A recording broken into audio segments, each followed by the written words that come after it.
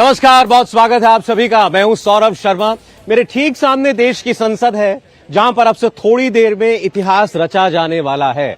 बस चंद मिनटों का इंतजार और बाकी है। आपको बता दें, प्रधानमंत्री नरेंद्र मोदी राज्यसभा पहुंचने जा रहे हैं और कल भी जब लोकसभा में वोटिंग हुई थी महिला आरक्षण विधेयक पर, तब प्रधानमंत्री वहां मौजूद थे और अभी भी प्रधानमंत्री की मौजूदगी में ही आप देखेंगे देश एक नया इतिहास बनाएगा। देश की 50 करोड़ महिला वोटरों को उनका हक मिलने जा रहा है। महिला आरक्षण आज कानून की शक्ल लेगा, इसमें कोई शक नहीं है। और इसके पीछे अगर कोई शख्स है तो वो है प्रधानमंत्री नरेंद्र मोदी। लेकिन आज जो कुछ संसद में हुआ, राज्यसभा में हुआ, वो कल लोकसभा से बहुत अलग था।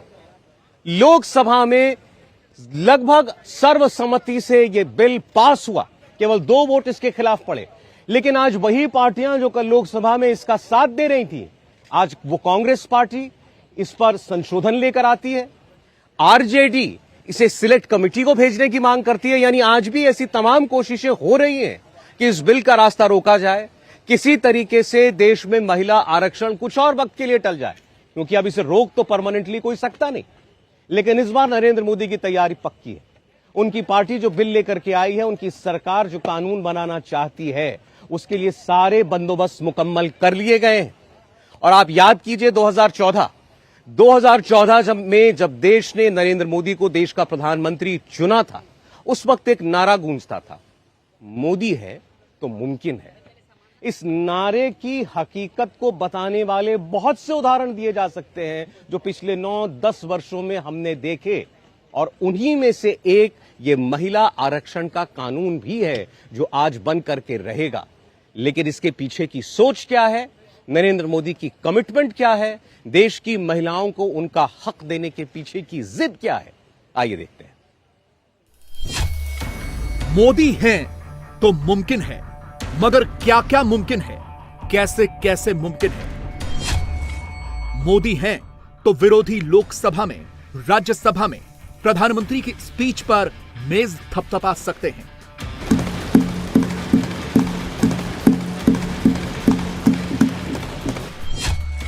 मोदी हैं तो मोदी के विरोधी एक बिल पर साथ आ सकते हैं, मोदी के फैसले के साथ जा सकते हैं, हां में हां मिला सकते हैं।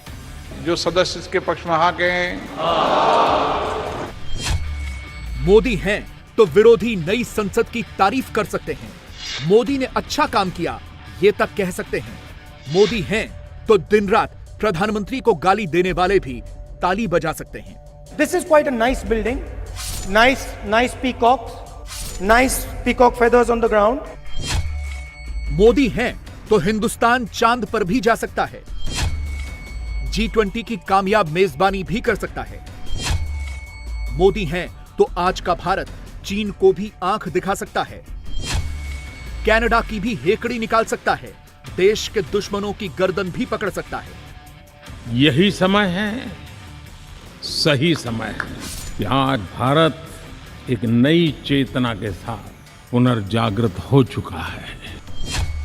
वो मोदी ही हैं जो व्हाट्सएप चैनल ज्वाइन करते हैं तो 24 घंटे के भीतर 10 लाख से ज्यादा फॉलोअर्स अपने साथ जोड़ सकते हैं। और मोदी के विरोधी राहुल की स्पीच के YouTube views, Instagram views, Facebook live, Twitter live count करते रह जाते हैं। जो कोई सोच नहीं सकता, मोदी की लीडरशिप में मोदी की वजह से वो सब हो सकता है। तभी तो दुनिया मोदी के नेतृत्व को सलाम करती है, मोदी के दुश्मनों को भाव तक नहीं देती, प्रधानमंत्री को ही हाई रेटिंग देती है, नंबर 1 की रैंकिंग देती है।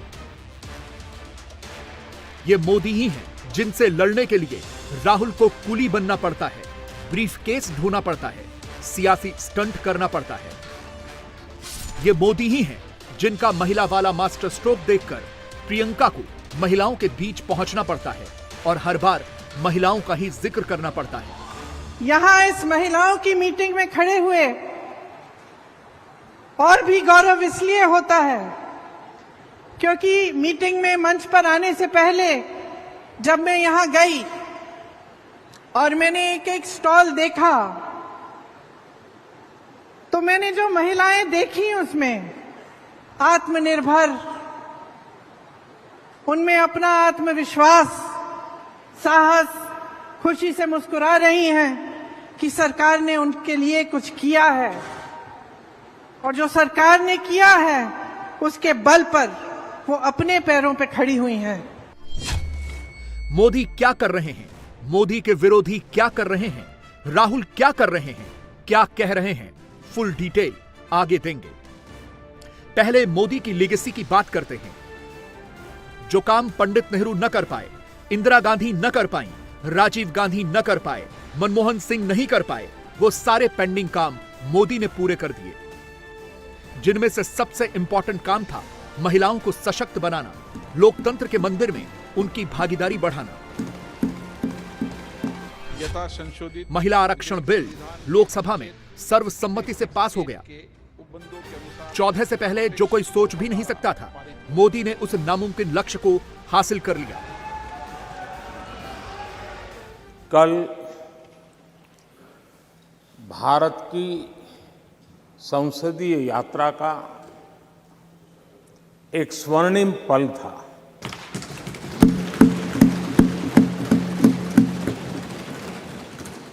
और उस स्वर्णिम पल के हकदार इस सदन के सभी सदस्य हैं,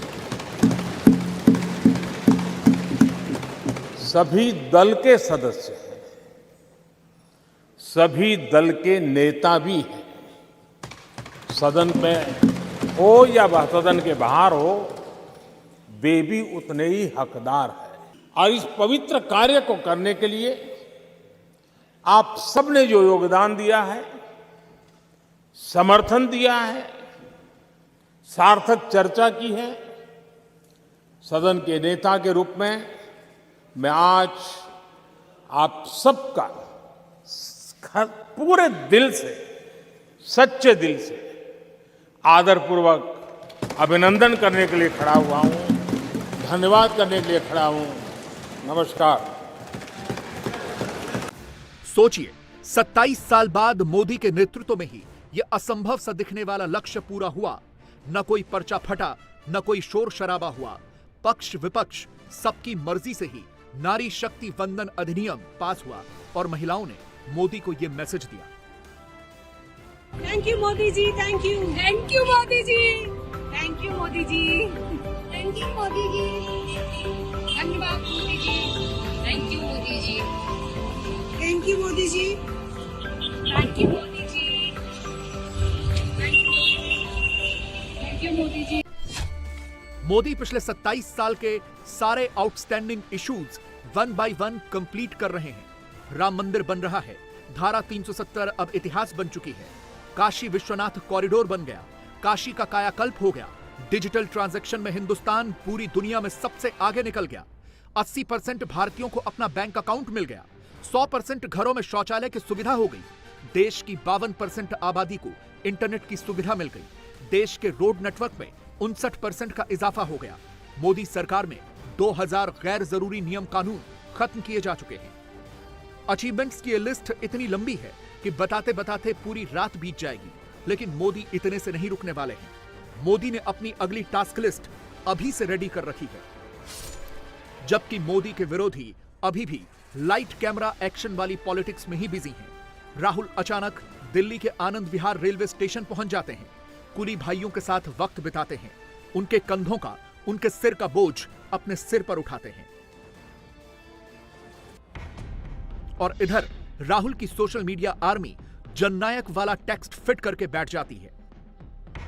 राहुल को फाइटर बताकर मोदी को ताना मारती है। राहुल तो हर वर्ग की आवाज है, ये फैलाती है। जनता का नेता जनता के बीच आया, ये लिख लिख कर कांग्रेस माहौल बनाती है। जवाब में बीजेपी राहुल की फोटो लगाकर एक दूसरा टेक्स्ट अपनी टाइमलाइन पर चिपकाती है।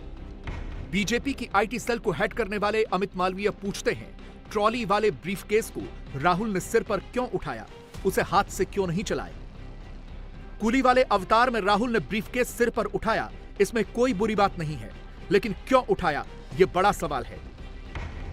कांग्रेस कह रही है कुली साथियों ने राहुल से मिलने की ख्वाहिश जताई थी और इसी के बाद राहुल उनके बीच पहुंच गए। लेकिन ये कुली भाइयों के साथ राहुल का पर्सनल कनेक्शन कम, पॉलिटिकल रिएक्शन और स्क्रिप्टेड एक्शन ज्यादा लग रहा था। याद कीजिए, फरवरी 2014 में भी कुछ ऐसी ही तस्वीरें दिखाई दी थी। तब राहुल कुली भाइयों से मिलने नई दिल्ली रेलवे स्टेशन पहुंचे थे। इस बार location Anand Vihar railway station थी। 2014 में राहुल ने सफेद कुर्ता और काला जैकेट पहना था। कुली वाले अवतार में नहीं थे, मगर आज टी शर्ट के ऊपर कुली वाली शर्ट पहनकर घूम रहे थे। और ये सिर्फ 2 मौके नहीं थे, तीसरा मौका मई 2022 में भी आया था। उस वक्त भी राहुल कुली एसोसिएशन के डेलीगेशन से मिले थे। यानी फरवरी 2014 में जब यूपीए 2 की सरकार थी, तब भी राहुल यही स्टंट कर रहे थे। मई 2022 में भी यही कर रहे थे और सितंबर 2023 में भी उसी को रिपीट करते दिखे। 2024 की तैयारी में जुटे राहुल इन दिनों सिर्फ वीडियो गेम ही खेल रहे हैं, यूट्यूब वीडियो ही बनवा रहे हैं। अमेरिका जाते हैं तो ट्रक में चढ़ जाते हैं, हिंदुस्तान में होते हैं तो जाकर ट्रक में बैठ जाते हैं। मौका मिलता है तो कभी खेत में पहुंच जाते हैं, ट्रैक्टर चलाने लगते हैं। फिर लद्दाख पहुंचकर बाइक स्टंट में बिजी हो जाते हैं। कभी मैकेनिक बन जाते हैं, मोटर कार और मोटर बाइक के कलपुर्जे टाइट करने लगते हैं। और फिर जब इन स्टंट से फुर्सत मिलती है तो महिला आरक्षण बिल जैसे गंभीर मुद्दे पर लोकसभा के भीतर पर्चे लहराने लगते हैं, ओबीसी वाले पॉलिटिकल कैलकुलेशन करने लगते हैं। ट्विटर पर आकर मोदी पर आरोप लगाते हैं कि सरकार ओबीसी के खिलाफ है। सरकार को मोदी नहीं सेक्रेटरी चलाते हैं, उसमें भी ओबीसी से गिने चुने ही हैं। मगर ऐसा लगता है कि राहुल ने खुद यूपीए सरकार के वक्त का फैक्ट चेक नहीं किया। 2011 की एक आरटीआई से पता चलता है कि तब कांग्रेस की सरकार ने कहा था कि 1994 से पहले अधिकारियों का ओबीसी डेटा नहीं कलेक्ट किया गया था, इसलिए उपलब्ध नहीं है। आज की तारीख में भी कई अधिकारी 1994 से पहले के हैं। यही कारण है कि उन्हें ओबीसी श्रेणी में नहीं दिखाया गया है। मगर राहुल इस सच पर पर्दा डाल देते हैं, कहीं कहीं से पर्ची लेकर आते हैं और अपनी पार्टी को सूट करने वाला अर्धसत्य फैलाना शुरू कर देते हैं। एक चर्चा आज सुबह से मैं देख रहा हूं कि चर्चा चल रही है कि ओबीसी का ध्यान नहीं रखा गया, ओबीसी की चिंता नहीं की गई, ओबीसी के बारे में कुछ सोचा नहीं गया। ठीक है, राजनीति में इस तरीके के वक्तव्य चलते हैं और वक्तव्य चलते यहां तक पहुंच गया कि 70 सेक्रेटरी में 3 ही शायद ओबीसी। अब मैं इसमें सिर्फ ज्ञानवर्धन करना चाहूंगा, मैं ज्ञानवर्धन करना चाहूंगा कि कालेलकर की रिपोर्ट नेहरू जी के टाइम की कहां पड़ी हुई थी? मंडल कमीशन इंदिरा गांधी जी के टाइम पर, राजीव गांधी जी के टाइम पर कहां पड़ा हुआ था? क्या हुआ उसका? क्या कर पाए उसको? 1992 में सुप्रीम कोर्ट ने कहा कि आप सर्विसेज में ओबीसी को रिजर्वेशन दीजिए और 1995-96 में एससी, एसटी और ओबीसी कैटेगरी सर्विसेज में जुड़ी और ऑल इंडिया सर्विसेज में जुड़ी। अब आप बताइए कि आज सेक्रेटरी के एम्पैनलमेंट का जो कट ऑफ ईयर है वो है 1992। जो सेक्रेटरीज हैं वो 1992 बैच के नीचे के लोग हैं, पहले के लोग हैं। अब मैं आपसे पूछता हूं कि 2004 से 2014 तक कितने सेक्रेटरी ओबीसी थे और कहां थे वो ओबीसी के सेक्रेटरी, किस क्राइटेरिया में थे? जरा हमको इसका ज्ञानवर्धन कीजिए। देखिए, मैं बार बार बोलता हूं, लीडर को लीडर बनना पड़ेगा, ट्यूटर से नहीं चलता काम। ये ट्यूटर्ड स्टेटमेंट से नहीं चलता है काम, और वह भी ट्यूटर अगर कोई लीडर हो तो भी समझ में आता है। ये एनजीओ को लेकर के आ जाते हो, जिन एनजीओ को जिनको आता न पता न सता, कोई चीज जानकारी नहीं, वो आपको समझाते हैं और आप बोल करके सोचो I was shocked and shattered and shocked. अरे भाई, शौक तो लगना ही था, जब पढ़ना ही नहीं पूरा तो शौक ही लगेगा, और क्या होगा? जो एक बार नहीं अनेकों बार ओबीसी को गाली दे और एक बार नहीं अनेकों बार बोले मैं नहीं माफी मांगूंगा। ये इस तरह की बातचीत। ऐसा लगता है कि कांग्रेस पार्टी को हर चीज से दिक्कत है। उदाहरण के तौर पर महिला आरक्षण बिल के ऐतिहासिक लम्हों का गवाह बनने के लिए हिंदी फिल्म इंडस्ट्री की एक्ट्रेस संसद भवन पहुंचती हैं, मोदी सरकार की पहल की तारीफ करती हैं। आदरणीय प्रधानमंत्री नरेंद्र मोदी जी के नेतृत्व में ही ये हो सका है। जब से उन्होंने शुरुआत की है, चाहे वो बेटी पढ़ाओ बेटी बचाओ से लेके हर क्षेत्र में हमने देखा है कि महिलाओं ने बहुत उम्दा काम किया है और देश का नाम बहुत रोशन किया है। ऑनरेबल प्राइम मिनिस्टर ने जो ये कदम उठाया है, बहुत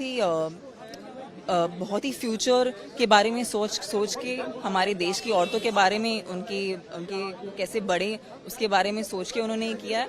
और ये बदलाव डेफिनेटली सबको आगे चलते चलते बहुत मदद करने वाला है। मेरे लिए बहुत ही ज़रूरी था और हर फील्ड में औरतें, वो चाहे वो कोई सीमा पे लड़ रही हों या अलग अलग फील्ड्स में एक्सेल कर रही हों, तो हमारे देश को क्यों नहीं चला सकती। तो इनका जो रिप्रेजेंटेशन है बहुत ज़्यादा ज़रूरी है और ये बिल का पास होना हमारे लिए बहुत ही गर्व की बात है। कब से ये बात चली आ रही है, आज आके फाइनली बिल पास हुआ है। सो फील्स रियली गुड दैट हमेशा मुझे लगता है हमारे आदरणीय प्रधानमंत्री जो हैं औरतों के लिए, चाहे वो बेटी पढ़ाओ बेटी बढ़ाओ वो है, चाहे हमारे LPG की बातें हों या फिर बहुत सारी चीज़ें, महिलाओं को हमेशा आगे रखा जा रहा है और इसके लिए मैं बहुत शुभकामनाएं सबको देना चाहूँगी। बहुत ही ज़रूरत थी एंड इस चीज़ से बहुत एम्पावरमेंट मिलेगी औरतों को, क्योंकि जो इंडिया का एक मोटिव है कि वुमेन लेड डेवलपमेंट होनी चाहिए, ये इसका एक टेस्टिमनी है और यहाँ से बिगनिंग होगी बहुत ज़्यादा। एंड 33% सीट्स जो लोकसभा और स्टेट लेजिस्लेटिव असेंबलीज में वुमेन को मिलेंगी, आई थिंक ये बहुत ही बड़ा जो अटेम्प्ट हमारी कंट्री ने किया है और इस चीज़ के लिए मैं पूरे भारत को मुबारक देती हूँ। सारी एक्ट्रेस जैसे ही मोदी की तारीफ करती हैं, वैसे ही कांग्रेस का इकोसिस्टम सोशल मीडिया पर मोदी की पुरानी तस्वीर फिट करता है और राहुल की कुली वाली इमेज फिट करके जननायक वाला हैशटैग ट्रेंड कराने लगता है। कांग्रेस के ऑफिशियल ट्विटर हैंडल पर फटाक से ये पोस्टर चिपक जाता है। राहुल के लिए जननायक और मोदी के लिए धननायक वाला नैरेटिव बनाया जाने लगता है। माहौल बनाया जाने लगता है कि राहुल जब बोल रहे होते हैं तो स्क्रीन पर उन्हें नहीं दिखाया जाता, किसी और को दिखाया जाता है और नाम राहुल का चलाया जाता है। जबकि सच्चाई यह है कि लोकसभा में महिला आरक्षण बिल पर बहस के दौरान सोनिया गांधी पर भी कैमरे का फोकस था और राहुल पर भी कैमरे का फोकस था। अब यह तो नहीं हो सकता कि सिर्फ एक सांसद का चेहरा ही दिखता रहे। स्पीच के दौरान दूसरों का रिएक्शन भी तो दिखना चाहिए। मोदी विरोधियों को इससे भी ऐतराज है। हर बात में विरोध के इस नेगेटिव अप्रोच का साइड इफेक्ट राज्यसभा में उस वक्त दिखता है जब कांग्रेस की सांसद रजनी पाटिल बॉलीवुड एक्ट्रेस को बुरा भला कह रही होती हैं, उनके विजिट को प्रमोशनल गिमिक कह रही होती हैं, मोदी सरकार की नीयत पर सवाल खड़े कर रही होती हैं और सामने चेयर पर समाजवादी पार्टी की सांसद जया बच्चन बैठी होती हैं। गौर से सुनिएगा कांग्रेस की सांसद ने क्या कहा और जया बच्चन ने कैसे रिएक्ट किया। आज जब विशेष सत्र शुरू हो गया, 2-3 दिन से मैं देख रही हूँ यहाँ पे अच्छा माहौल हो गया है। पहले दिन हम वहाँ पे फोटो हुए, सब कुछ हुआ, बहुत सेरेमोनियल सब रिसेप्शन हुआ। लेकिन 2 दिन से मैं यहाँ देख रही हूँ बड़े फिल्म बॉलीवुड के, हमारे मुंबई से आके बॉलीवुड की अभिनेत्रियां यहाँ पे दिख रही है मुझे, और कभी ऐसे पूरा पहले हुआ नहीं था। और उनको फोटोग्राफ किया जाता है, उनका फोटो सेशन होता है। हमें उनको लाने के लिए कोई मना नहीं है, लेकिन जब लाते हो तो उसका सिर्फ अपना फायदा मत करे। हमारे सामने जो मंत्री जी बैठे हैं उनका फोटो मैंने कल देखा, मिठाई खिला रहा है अभिनेत्रियों को, लेकिन आपको हमदर्दी है जो बॉलीवुड से आती है उनको खिलाओ। और वो भी महिला आती है मैडम, वो भी अच्छा आज जो वो भी आती है अपने फिल्म का प्रमोशन करती है मैडम। हमारा विरोध इसलिए नहीं कि वो आती है, उनको आने दो, लेकिन अपना प्रमोशन उन्होंने नहीं यहाँ करना चाहिए। और उसके लिए फोटोशॉपिंग होता है, पत्रकार आते हैं, वो नहीं होना चाहिए, ऐसे मुझे लगता है।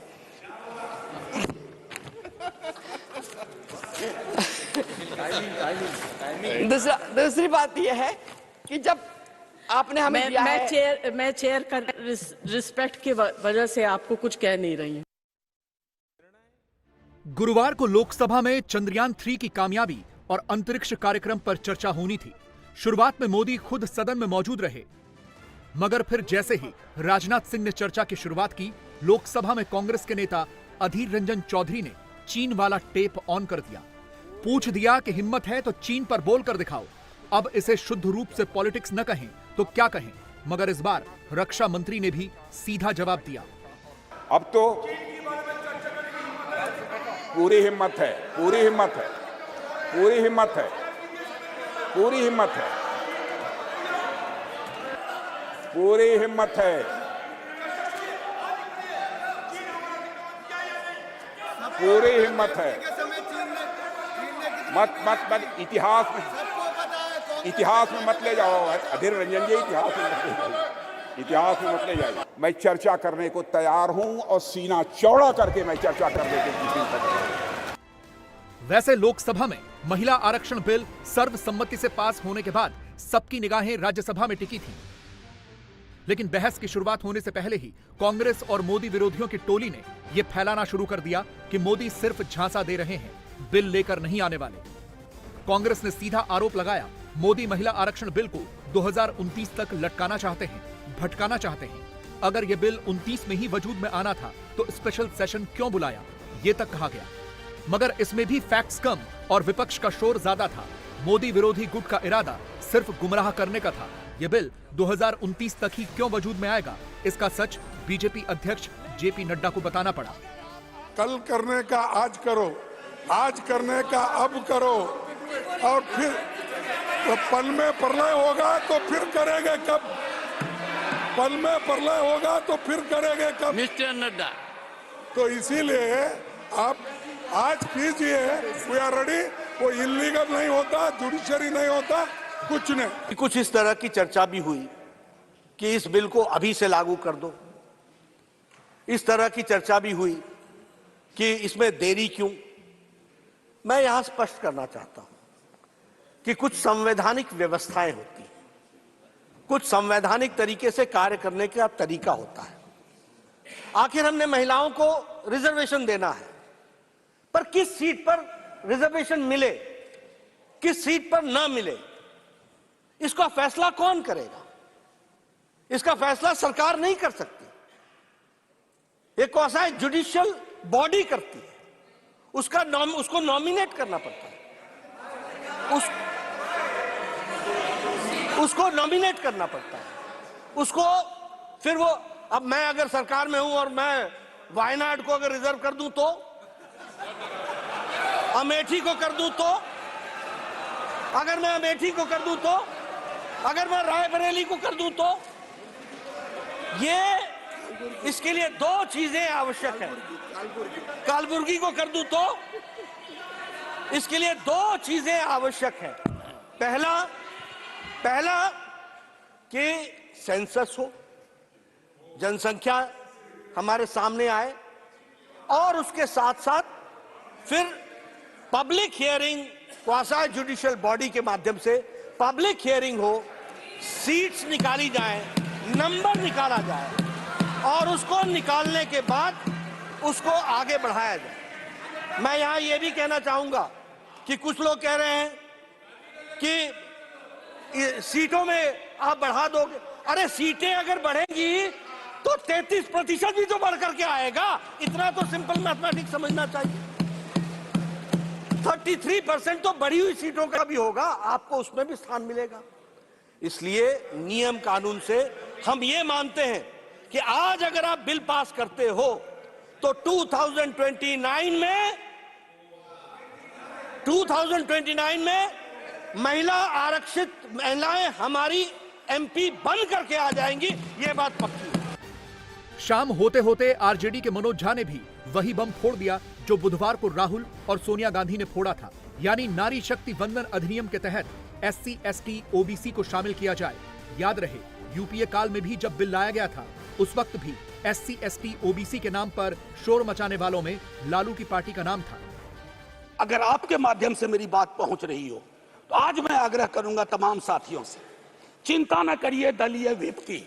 दलीय व्हिप समाज की व्यवस्था पे भारी होना चाहिए, इसलिए मैंने कहा समर्थन विरोध नहीं, आज भी मौका है इसको सेलेक्ट कमेटी में भेज करके SC ST और ओबीसी को इनकॉर्पोरेट किया जाए। नहीं, आज हम नहीं करेंगे। आज दिन भर मोदी सरकार एक डिप्लोमेटिक लड़ाई लड़ती रही और उसमें भी एक बड़ी कामयाबी मिली है। भारत ने 2-2 कनाडा को समझा दिया है कि कायदे में रहोगे तो फायदे में रहोगे, और अगर भारत विरोधी प्रोपेगेंडा चलाओगे तो शटर डाउन करना पड़ जाएगा। बड़ा डेवलपमेंट यह हुआ है कि कनाडा के लोग पूरी दुनिया में कहीं भी रह रहे हों, अगर वो भारत आना चाहेंगे तो नहीं आ पाएंगे। क्यों? भारत सरकार ने कनाडा का वीजा बंद कर दिया है। इसके अलावा आज सुबह सुबह कनाडा में एक और खालिस्तानी आतंकवादी की लाश मिली है। कनाडा के प्रधानमंत्री जस्टिन ट्रूडो, जिनको टेरर पसंद है, उनको भारत ने समझा दिया है कि अपने देश को पाकिस्तान मत बनने दीजिए। यह भी कहा है कि ये जो आतंकवादी पाकिस्तानी पैसे पर पलते हैं, उनको रहने के लिए जमीन मत दीजिए, वरना हाल पाकिस्तान जैसा ही हो जाएगा। पूरी रिपोर्ट देखिए। दुनिया में इस वक्त 2 देश ऐसे हैं जो एक दूसरे से भले ही 10,381 किलोमीटर दूर हों, लेकिन दोनों ही देश आतंकवादियों के लिए सेफ हेवन हैं, यानी सुरक्षित पनाहगाह हैं। दोनों ही मुल्कों में आतंकवादी पल रहे हैं, दोनों ही मुल्कों से भारत विरोधी काम हो रहे हैं। एक है पाकिस्तान और दूसरा है कनाडा। हम ये बातें क्यों कह रहे हैं, ये जानने के लिए आपको भारत के उन खालिस्तानी दुश्मनों की लिस्ट देखनी होगी जो मारे जा रहे हैं। नवंबर 2022 में खालिस्तानी आतंकवादी हरविंदर रिंदा पाकिस्तान के लाहौर में मारा गया। नवंबर 2022 में ही इटली में खालिस्तानी आतंकी हैप्पी संघेड़ा की हत्या हुई। जनवरी 2023 में लाहौर में खालिस्तानी आतंकी हरमीत सिंह उर्फ हैप्पी की हत्या हुई। 6 मई 2023 को लाहौर में एक और आतंकवादी खालिस्तान कमांडो फोर्स का चीफ परमजीत सिंह पंजवड़ मारा गया। 15 जून 2023 को लंदन में अमृतपाल के हैंडलर अवतार सिंह खंडा की मौत हुई। 18 जून को कनाडा के सरे में खालिस्तान टाइगर फोर्स के चीफ हरदीप सिंह निज्जर की हत्या हुई। और आज यानी 21 सितंबर को कनाडा के विनिपिग में खालिस्तान समर्थक गैंगस्टर सुखदुल सिंह उर्फ सुक्खा दुनेका मारा गया। यानी सिर्फ 11 महीनों के भीतर 7 खालिस्तानी मारे गए हैं। लाहौर से लेकर लंदन तक और इटली से लेकर कनाडा तक ये ऑपरेशन हुए हैं। लेकिन ज्यादातर आतंकी या तो पाकिस्तान में रहते थे या फिर कनाडा में, यानी ये दोनों ही मुल्क भारत के खिलाफ आतंकवादियों को न सिर्फ सुरक्षा दे रहे हैं बल्कि उन्हें पाल भी रहे हैं। यानी पाकिस्तान और कनाडा की जमीन है, दोनों जगहों पर भारत के खिलाफ आतंकवादी पल रहे हैं। एक जगह पाकिस्तान पैसा दे रहा है, दूसरी जगह कनाडा पैसा दे रहा है। दोनों ही आतंकवादियों के लिए स्वर्ग बने हुए हैं। The larger issues of terrorism, and not just terrorism, but also the fact that it is being funded and supported, and we know this for some time from our western neighbor Pakistan. But the issue of safe havens and places to operate is being provided abroad, including in Canada, and that we would expect that is the main focus. The question is, do we have the political will to address terrorism, or we want to justify it and condone it? इतनी कड़ी diplomatic भाषा का इस्तेमाल भारत ने आज तक सिर्फ पाकिस्तान के लिए किया है, लेकिन अब इस लिस्ट में कनाडा भी शामिल हो गया है।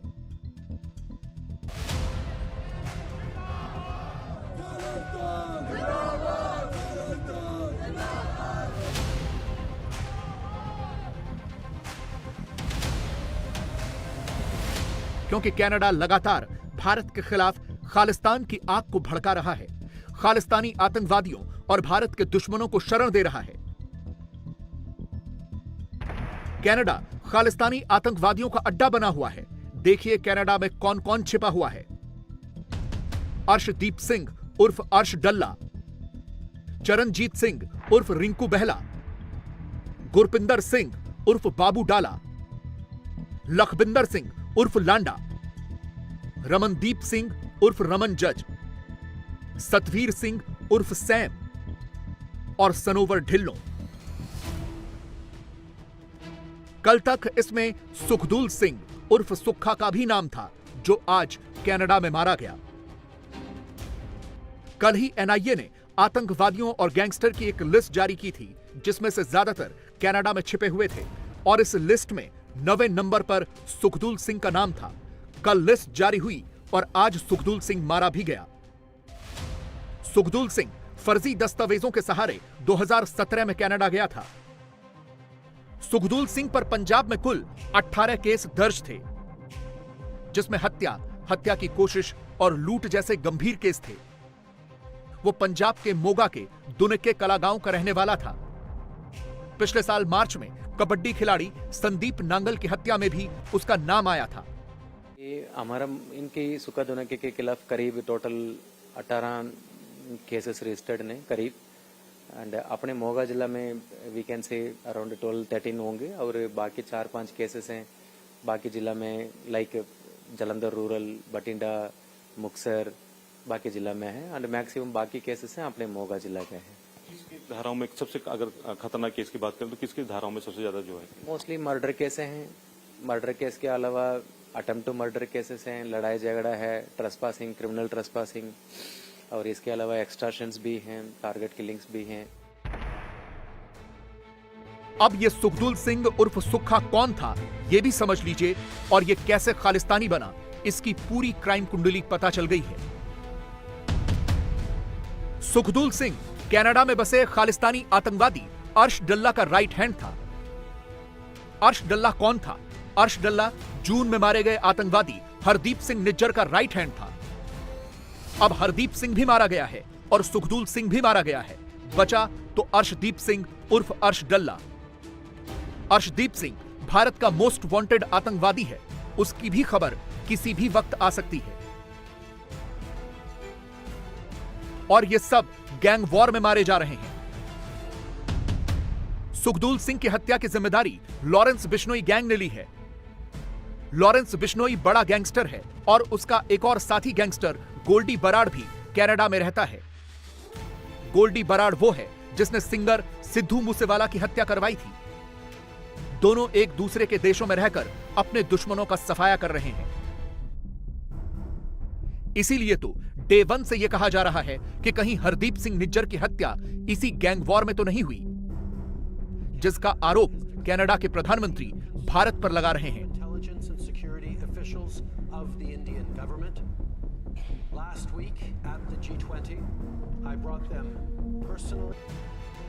जिस हरदीप सिंह निज्जर के नाम पर कनाडा ने यह हाय तौबा मचाई है, अब जरा उसकी हकीकत भी जान लीजिए कि वो कैसे कनाडा की धरती पर बैठकर भारत में आतंकवाद फैलाता था, कैसे वहां से यहां हत्याएं करवाता था, उसका खालिस्तान कनेक्शन क्या है, और ट्रूडो को इतनी गहरी चोट क्यों लगी है। पंजाब से कांग्रेस पार्टी के सांसद रवनीत सिंह बिट्टू पूरी पोल पट्टी खोल रहे हैं। अरे भाई, निज्जर जो है, मैं आपको दो बातें बताऊं। जो मेरे ग्रैंडफादर के किलर थे, असैसिनेशन जिन्होंने किया था हवारा, उसका राइट हैंड ये निज्जर था। 93 में यहां से गया और इसको वहां पे सिटीजनशिप दी गई। और दूसरी, अगर ट्रूडो साहब के फादर और ट्रूडो साहब की पार्टी इतनी ये सिंसियर है इस चीज में, तो जब हमारा कनिष्क, एक हमारा एयर इंडिया का विमान जिसमें 300 से ऊपर लोग थे, उसमें भी मेरे मामा जी कर्नल भिंडर, मिस्टर भिंडर उसके पायलट थे, उसकी तो इन्वेस्टिगेशन इन्होंने की नहीं आज तक। तो दूसरी बात, अब ये जो निज्जर एंड कंपनी है, ये 10 मोस्ट वांटेड जो गैंगस्टर हैं यहाँ पे, या ड्रग पेडलर है, उनमें से एक था। बाकी 8 वहीं बैठे हुए हैं, छुपा के वहां उनको एक डेन बनी हुई है। तो आगे जैसे पाकिस्तान हुआ करता था, वैसे अब कनाडा ने रूप ले लिया है। और जितना ड्रग पंजाब में है, वो ये 10 गैंगस्टर और ये निज्जर जैसे वहां से ड्रग पंजाब में भेज रहे हैं हमारे नौजवानों को, पंजाबियों को तबाह करने के लिए। और ट्रूडो साहब को इन्होंने गुरुद्वारों के ऊपर कब्जा किया हुआ है। निज्जर एंड कंपनी ने 10 गुरुद्वारे थे जिसको इसने कब्जा किया था। और वहां से जो हमारा चढ़ावा चढ़ता है, वहां पे सारा पैसा वो ट्रूडो की पार्टी को जाता है। इस बात को छेड़ के बहुत बुरी तरह फंस चुके हैं। अब वो हमारा देश नहीं रहा जो कनाडा, अमेरिका, या जो भी इंग्लैंड, वो पुरानी बात होगी। गौरव वाली देश भी ये बहुत बड़े मजबूत देश हैं। हिंदुस्तान अब दुनिया की ताकत है। तो हम ना झुके हैं, ना कभी झुकेंगे। ट्रूडो साहब, छोटी राजनीति आप मत कीजिए। भारत से ये डिप्लोमेटिक पंगा लेकर जस्टिन ट्रूडो ने बहुत बड़ी गलती कर दी। अब ट्रूडो को पता चल रहा है कि उन्हें इसकी क्या कीमत चुकानी पड़ रही है। वाहेगुरु जी की फतेह, वाहेगुरु जी का खालसा, वाहेगुरु जी की फतेह। इस पूरे विवाद के बाद भारत ने पहले कनाडा के हाई कमिश्नर को बुलाकर फटकारा, फिर कनाडा के एक राजनयिक को भारत से निकाल दिया। इसके बाद कनाडा में रहने वाले भारतीयों के लिए सुरक्षा की एडवाइजरी जारी कर दी और आज भारत ने कनाडा के लिए वीजा पर रोक लगा दी। यानी कनाडा का पूरा ट्रीटमेंट हो रहा है, उसे पूरा संदेश दिया जा रहा है कि भारत कितना सख्त है। कनाडा में रहने वाले भारतीयों की संख्या लगभग 18 लाख है। इनमें सबसे बड़ा ग्रुप है सिखों का, जो 7,80,000 के आसपास हैं। करीब 3 लाख से ज्यादा भारतीय छात्र भी कनाडा में पढ़ रहे हैं। अब यह भी चिंता है कि कनाडा जाने के लिए इन लोगों को या छात्रों को वीजा कैसे मिलेगा। हिंदुस्तान के बाद कनाडा ऐसा देश है जहां सबसे ज़्यादा हिंदुस्तानी वहां रहते हैं और हिंदुस्तानियों में पंजाब ऐसे हैं जो पंजाब और से सब बहुत ज़्यादा वहाँ हैं। हज़ारों बच्चे हर साल वहाँ कनाडा पढ़ने जाते हैं। हज़ारों फैमिलीज़ वहाँ माइग्रेट कर रही हैं और वहाँ से लोग वहाँ यहाँ अपने देश में आते हैं मिलने के लिए अपने रिश्तेदारों के लिए। अगर वीज़ा डिनाइल हो गया दोनों साइडों में, पिछले 2 दिनों में बहुत ज़्यादा पैनिक पंजाब में हुआ है। बहुत लोगों का फ़ोन मेरे पास आया है, बच्चों का आया कि हमारा इस कॉलेज का क्या बनेगा, हमारी वहाँ स्टडीज़ का क्या होगा। और बुज़ुर्ग बोल रहे हैं कि हमारे बच्चे वहाँ हैं, कोई बुज़ुर्ग वहाँ स्टक हो गए हैं, हम कैसे वापस आएंगे। सो ये पैनिक इतना बढ़ रहा है और ये पैनिक जैसे बढ़ेगा इसका बहुत ज़्यादा रिएक्शन होगा। जस्टिन ट्रूडो ने आज अपने देश के कूटनीतिक संबंधों को दांव पर लगा दिया है। पूरी दुनिया में ट्रूडो की जगहंसाई हो रही है। ट्रूडो जैसे इमेच्योर पॉलिटिशियन की समझ पर दुनिया हैरान हो रही है। मैं ये जस्ट आउट नहीं, क्या नाम है, जस्टिन ट्रूडो को कई बार सुन चुका हूं, मैं जानता हूं इसके बारे में।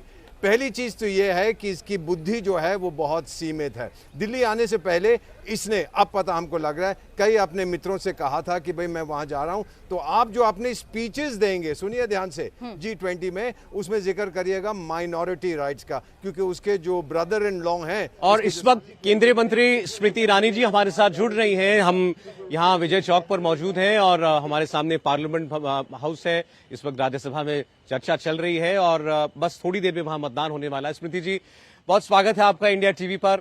आपको बधाई, आपकी सरकार को बधाई। आप जो बिल लेकर के आए, पूरे देश में उसको लेकर के उत्साह है। लोकसभा की दहलीज पार हो चुकी है।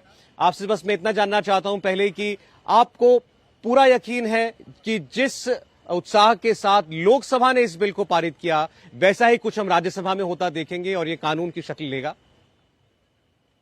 सौरभ जी, विजय चौक पर तो मैं विजय की ही घोषणा करूंगी। निश्चित रूप से राज्यसभा में भी बिल पारित होगा। जैसे कि मैंने कहा, आप विजय चौक पर खड़े हैं तो आप विजय की ही उम्मीद लगा सकते हैं। ये हमारे लिए, न सिर्फ उन महिलाओं के लिए जो देश की राजनीति में योगदान दे चुकी हैं या वर्तमान में दे रही हैं, बल्कि बेटियों की वो पीढ़ी जो देश का नेतृत्व करेंगे अमृत काल में, ये उनके लिए एक खास दिन है। आज उन महिलाओं को नमन जिन्होंने वर्षों वर्ष इस बिल के लिए संघर्ष किया। कुछ लोगों को गलतफहमी है कि ये बिल मात्र 27 साल से लंबित था। जब हमारा देश आजाद हुआ तब भी कुछ प्रांतों की महिलाओं ने, जो दूरदर्शी थी, उन्होंने कहा कि आप कृपया महिलाओं को संवैधानिक गारंटी दें। 1971 में तब की सरकार ने एक कमेटी का गठन किया था कि वर्तमान में, उस जमाने में महिलाओं का क्या हाल है। तब भी 74 की जो रिपोर्ट प्रेषित हुई, प्रकाशित हुई, उसमें पृष्ठ या चैप्टर 7 में भारतीय जनसंघ ने अपनी ओर से वक्तव्य दिया ऑन रिकॉर्ड कि महिलाओं को आप कॉन्स्टिट्यूशनल गारंटी दीजिए रिजर्वेशन के माध्यम से। और आज मेरे लिए गौरव का दिन है कि जो गारंटी की मांग दशकों से चली आ रही थी, उस गारंटी को नरेंद्र मोदी ने दिया। तो ये मोदी की गारंटी है जो देश की महिलाओं को मिल रही है।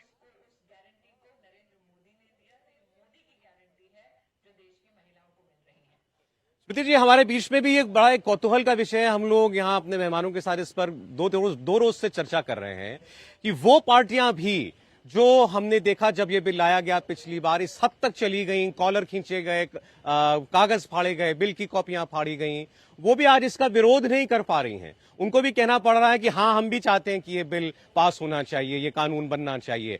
ये कैसे, ये माहौल, इतना बड़ा परिवर्तन कैसे आया? मोदी है तो कुछ भी मुमकिन है।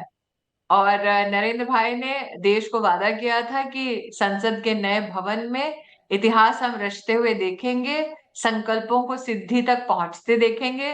कौन जानता था कि उनके इस वचन को हम 72 घंटे में ही फलीभूत होते देखेंगे। ये कहना उचित होगा सौरभ जी कि जब नरेंद्र भाई मोदी को राष्ट्र ने पहली बार सेवा का मौका दिया प्रधान सेवक के रूप में, तब से लेकर अब तक उनकी सरकार में विकास की दृष्टि से, न्याय की दृष्टि से, सरकार की प्रशासन की दृष्टि से महिला और महिला उत्थान केंद्र बिंदु रहा है। हाल ही में जो G20 की बैठक हमारे देश में हुई भारत की अध्यक्षता में, उसमें भी हमारे देश ने प्रस्ताव किया नरेंद्र भाई के नेतृत्व में कि मात्र महिला उत्थान नहीं, महिला संरक्षण या सशक्तिकरण नहीं, महिलाओं के नेतृत्व में विकास संभव है। ये सोच पूरे विश्व को भारत ने दी और इस सोच को विश्व ने स्वीकारा।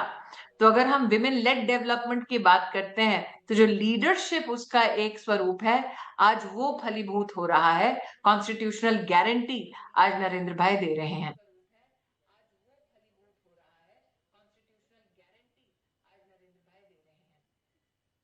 स्मृति जी, एक चीज और, हमने बहुत सारे गोल पोस्ट शिफ्ट होते हुए भी देखे आज।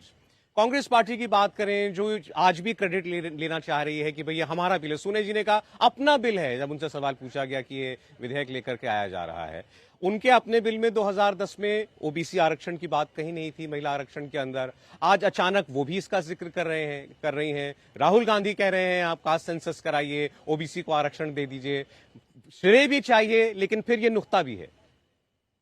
ये संविधान का संशोधन उन्हीं विषयों पर हो सकता है जो संविधान का हिस्सा हो, और अगर किसी विशेष भूमिका के माध्यम से वो गतिरोध पैदा करने की कोशिश कर रहे हैं तो पूरा देश और विशेषतः देश की महिलाएं उनके स्वभाव से भी परिचित हैं और वो किस प्रकार से हस्तक्षेप करके चीजों को विफल करना चाहते हैं उससे भी परिचित है। ये गौरतलब है कि आपने तो कहा कि 2010 में ये सारी चीजें नहीं थी जिसका आज डंका बजा रहे हैं, लेकिन अगर आप सोनिया गांधी के प्रस्ताव को देखते तो उसमें ये लिखा है पृष्ठ 2 पर कि अगर हमारे देश की महिलाएं 33% आरक्षित सीटों पर काम करें तो उन्हें काम करने के मात्र 2 टर्म मिल सकते हैं, उसके बाद कोई रिजर्वेशन नहीं होगा।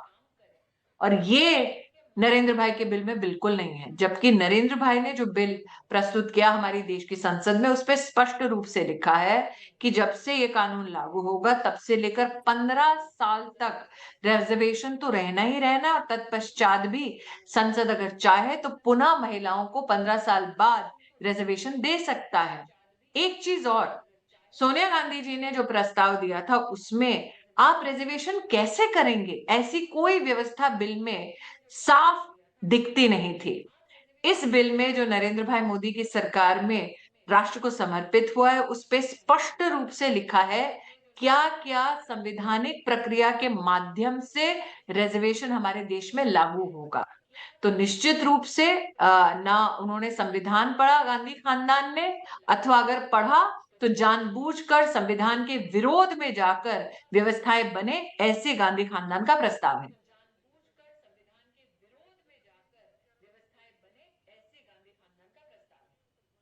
जी, एक प्रचार और जो विपक्ष की तरफ से और खासकर कांग्रेस की तरफ से किया जा रहा है वो ये कि ये चुनावी जुमला है और चुनावी सीजन में एक और ऐसा वादा जिसकी कोई डेडलाइन नहीं है, पोस्ट डेटेड चेक की तरीके से, और ये कहा गया कि ये कब लागू होगा, महिलाओं को कब आरक्षण मिलेगा कोई नहीं जानता। 29 में मिलेगा, 34 में मिलेगा, 39 में मिलेगा।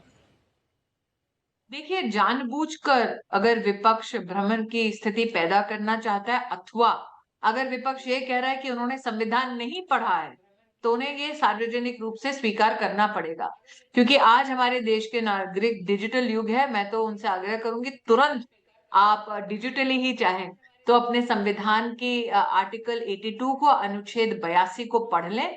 उसमें स्पष्ट रूप से लिखा है कि वर्तमान मौजूदा हालातों को संसद में आप चेंज नहीं कर सकते।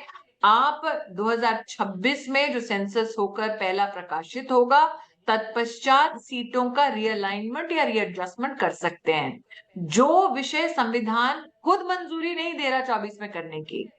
क्यों गांधी खानदान चाहता है कि हम संविधान के विरुद्ध जाके बिल में ऐसी बातें कहें अथवा जनता को भ्रमित करने के लिए ऐसी बातें कहें। तो मेरा तो नागरिकों से, क्योंकि आपके चैनल के नागरिक वर्तमान में अगर ये प्रोग्राम देख रहे हैं तो वो पॉलिटिकल न्यूज अथवा सोशल न्यूज के जानने के अभिलाषी होंगे। तुरंत आप अपना संविधान खोलिए, अपनी कॉपी, आर्टिकल 82 पढ़िए, उसमें स्पष्ट लिखा है 2026 के बारे में। तो क्यों दो इन हालातों में प्रश्न उठते हैं, या तो राहुल गांधी और सोनिया गांधी ने संविधान नहीं पढ़ा, या संविधान पढ़ा है और जानबूझकर लोगों को बरगला रहे हैं।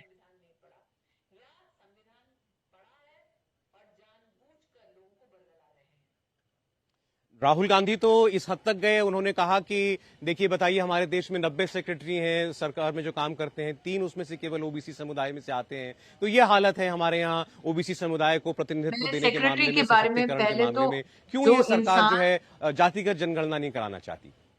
देखिए, जो इंसान रेलवे स्टेशन पर जाकर एक फोटो खिंचाने के लिए माथे पर एक ऐसा सूटकेस रखता है जिसके नीचे पहिया हो, वो इंसान कितना बारीकी से शासन को समझता होगा, उस पे अपने आप एक प्रश्न चिन्ह है।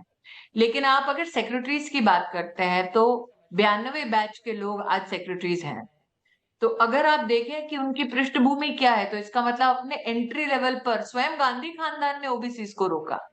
और आज अगर ओबीसी का इतना दम भरते हैं तो मैं बड़े ही गर्व के साथ कहती हूँ कि सबसे ज्यादा ओबीसी सांसद आज भारतीय जनता पार्टी में, कांग्रेस में नहीं है। और नरेंद्र भाई की सरकार में काउंसिल ऑफ मिनिस्टर्स में करीबन 28 मंत्री जो हैं वो ओबीसी हैं। अगर आप ये देखें कि नरेंद्र भाई स्वयं ओबीसी हैं, तो ओबीसी समुदाय से अगर इतना प्रेम है गांधी खानदान को, तो मुझे ये बता दें कि उन्होंने कभी कोई ओबीसी नेता प्रधानमंत्री क्यों नहीं बनाया? हमारी पार्टी ने तो बनाया। और अगर ओबीसी समाज से इतना प्रेम है गांधी खानदान को, तो नरेंद्र भाई जो स्वयं ओबीसी गरीब परिवार से हैं, उनको इतने वर्ष गांधी खानदान ने विशेष प्रताड़ित क्यों किया? इन 9 साल के पूरे अंतराल में ओबीसी परिवार से नरेंद्र मोदी हैं, ये गांधी खानदान जानता है। फिर भी अनादर क्यों किया? फिर भी हर बार लांछन क्यों लगाया? फिर भी हर बार कटाक्ष क्यों किया? तो अगर ओबीसी विरोधी इस देश में कोई है तो विशिष्ट रूप से गांधी परिवार है।